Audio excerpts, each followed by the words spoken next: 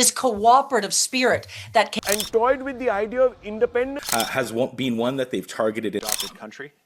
Almost no difference. Insisting that Washington is paying attention, that the Trump administration is interested, that the door to an independent Alberta might be propped open by American money and American ambition. And then, the man who officially represents the United States in Canada, Ambassador Pete Hoekstra, sits down for an interview and says something that complicates that entire story. He says the coordination they describe is simply not happening. But here is what makes this so strange and so worth your time.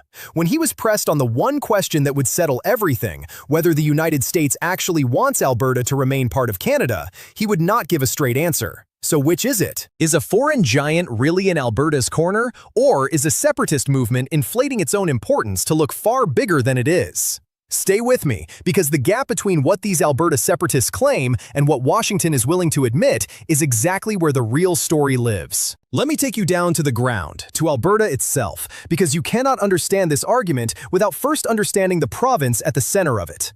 Alberta sits in the west of Canada, and it is the country's energy heartland. It is oil, it is gas, it is enormous natural wealth pulled out of the earth, and for years now, there has been a current of frustration running through the province.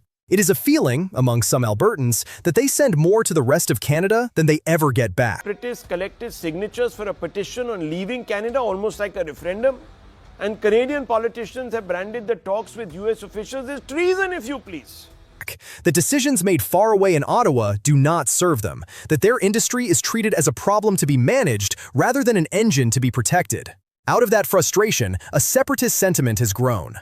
It is not the majority view in Alberta, and I want to be clear about that from the very start, but it is loud, it is organized, and it has found a name and a face in a group calling itself the Alberta Prosperity Project. This group is the one making the claims that set this whole story in motion. According to reporting that has been circulating in recent days, leaders of the Alberta Prosperity Project traveled to Washington and met with officials at the United States State Department. Not once, but 3 separate times since April, and by the account being given, these were not casual courtesy visits, not a handshake and a photo.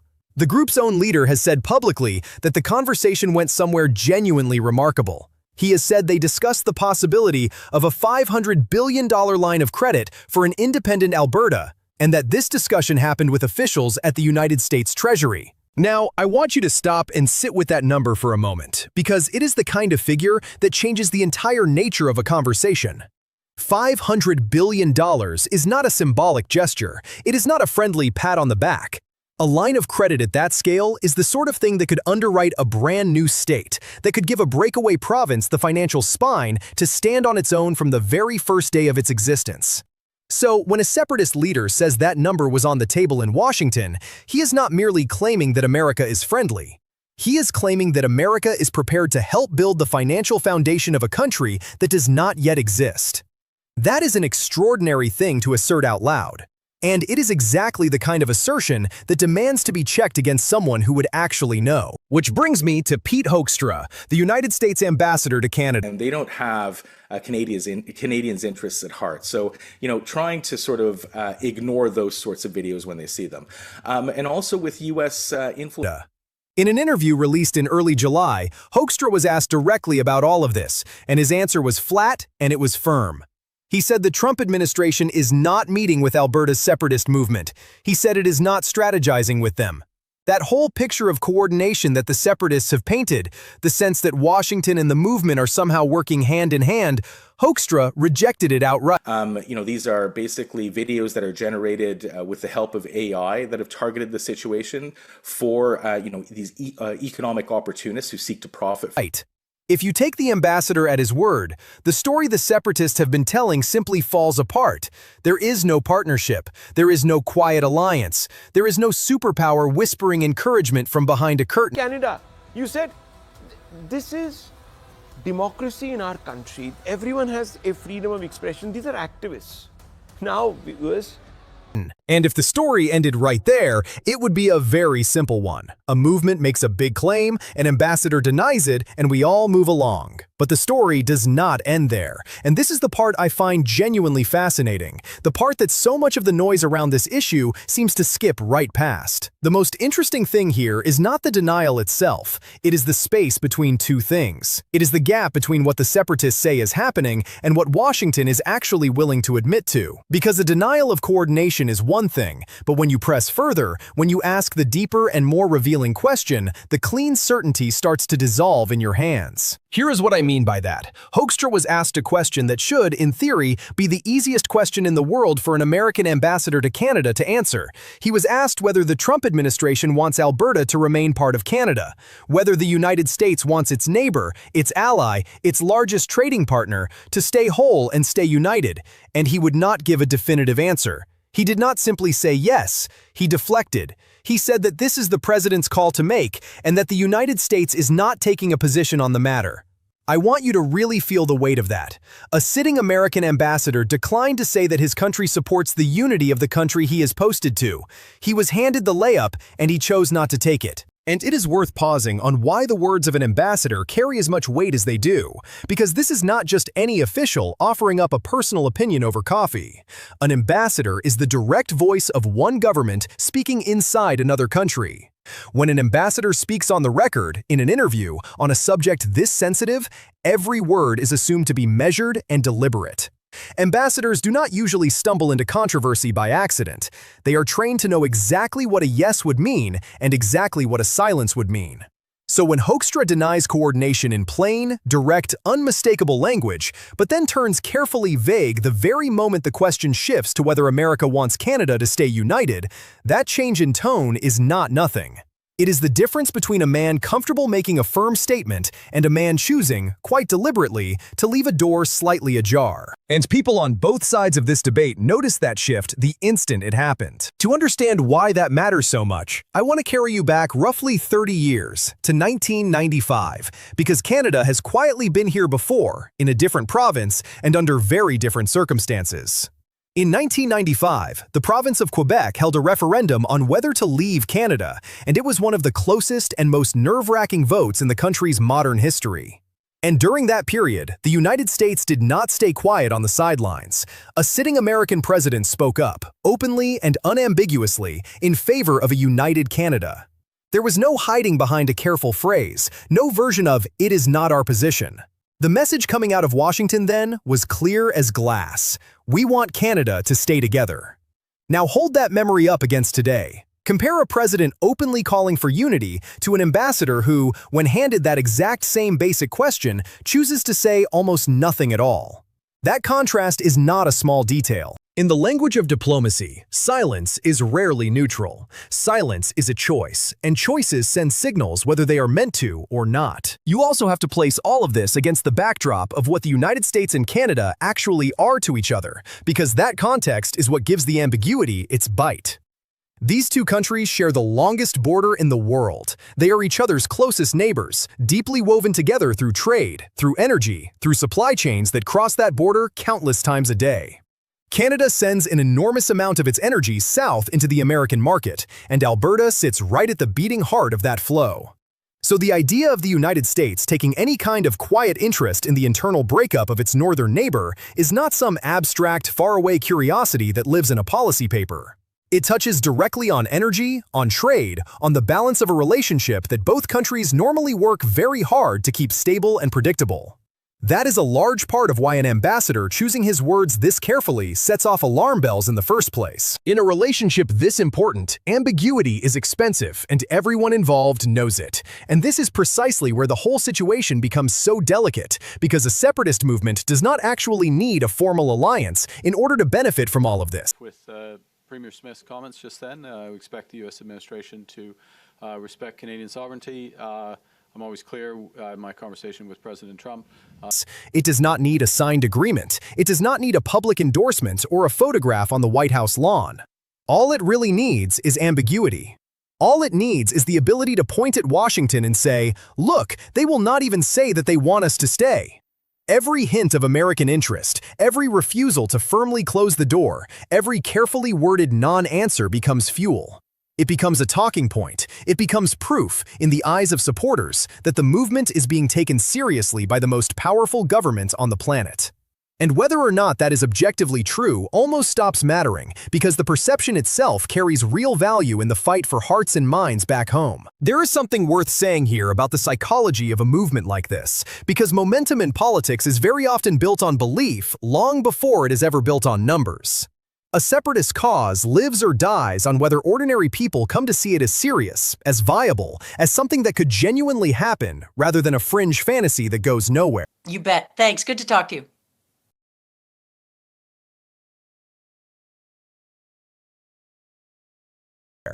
And nothing makes a cause feel serious faster than the sense that powerful outsiders are paying attention to it.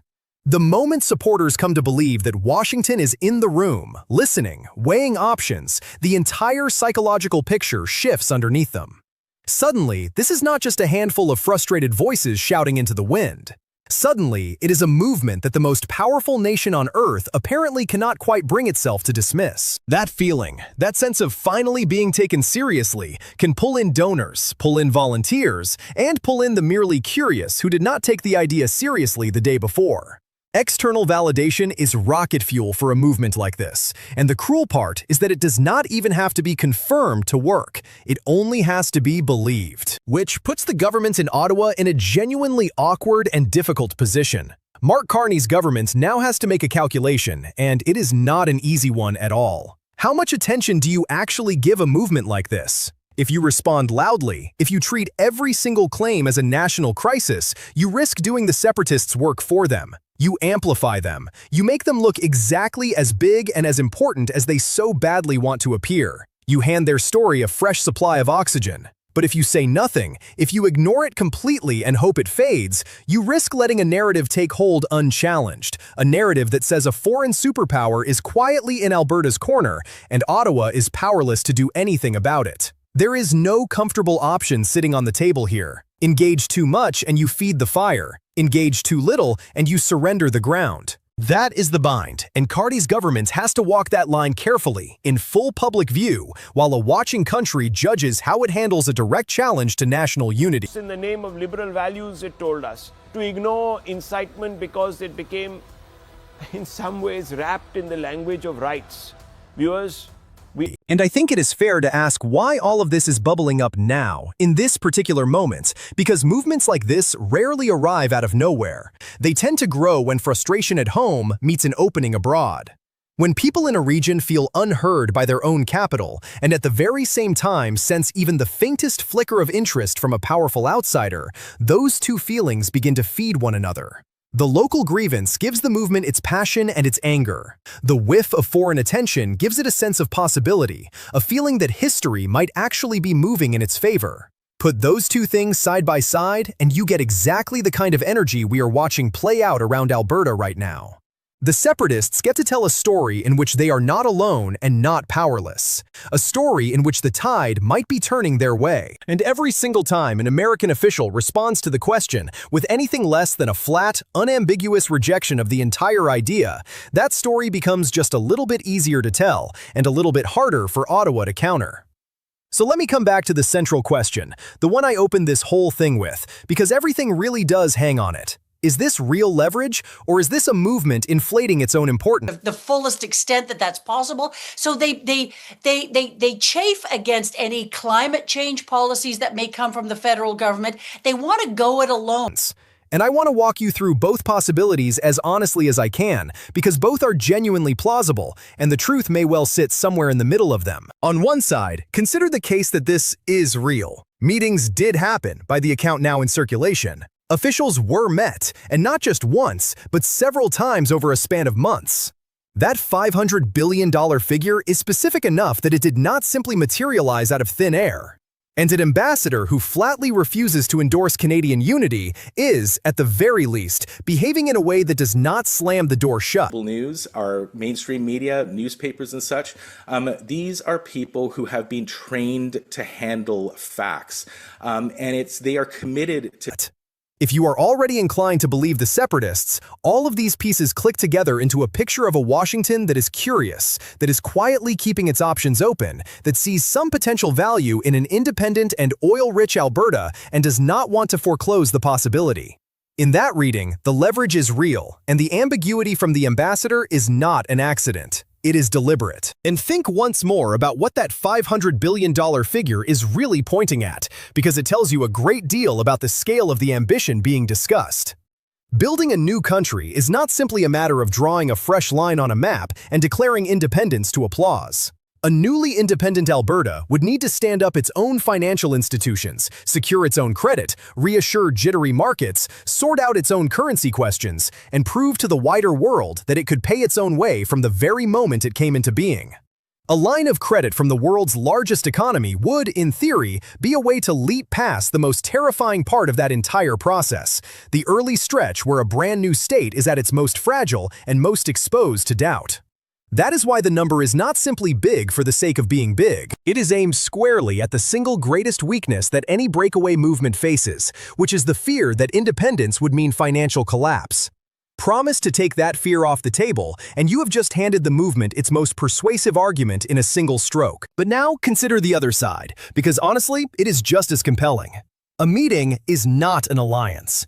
Officials at the State Department meet with all sorts of groups all the time, and a meeting can be nothing more than a polite hearing, a chance to listen to someone without committing to a single thing. That $500 billion line of credit was described by the separatist leader himself, and we have no confirmation from the American side that any such offer was ever real, or serious, or anything more than a topic that happened to come up in a room. And the ambassador's refusal to take a position could be far more ordinary than it looks from a distance. With President Trump to that effect, and then move on to what we can do together. Look, I don't have a running commentary on everything the administration does. I stand by. It could simply be an ambassador being cautious, not wanting to insert the United States into the internal affairs of another sovereign country, which is, after all, a very normal and very sensible diplomatic instinct. In that reading, the separatists have taken a handful of meetings and one carefully guarded ambassador and spun them into a grand story of superpower backing that the underlying facts do not fully support. And here is the honest truth, the thing I have to be straight with you about. From where we are standing right now, we cannot fully separate those two stories. Both of them fit the same set of facts. That is exactly what makes this so difficult, and exactly what makes it so interesting. The same meetings, the same eye-watering number, the same careful non-answer from the ambassador can be read as solid evidence of real American interest, or as raw material for a movement that desperately wants to seem more important than it actually is. Been a bit of an outlier. You described it earlier as the size of Texas, but the attitude is also very much like Texas. Very rich in oil reserves. The facts, as they stand today, do not choose for us. Not yet, anyway. So what should we actually be watching for from this point forward? A few things, and I want to lay them out for you clearly so you know what to look for.